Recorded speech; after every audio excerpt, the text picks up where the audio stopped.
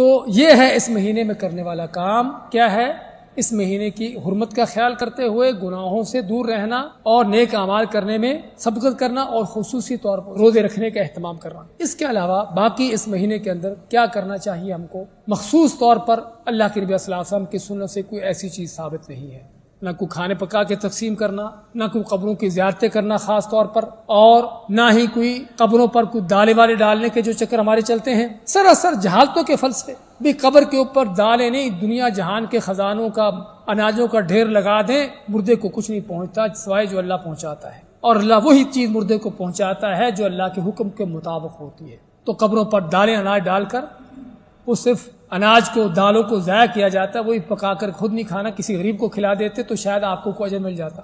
تو اس مہینے میں جس طرح بتایا ہے کہ سوائے روزوں کے حوالے سے اور کوئی اللہ کے نبی صلی اللہ علیہ وسلم کی سنت سے مخصوص عمل نہیں ہے جو کیا جائے.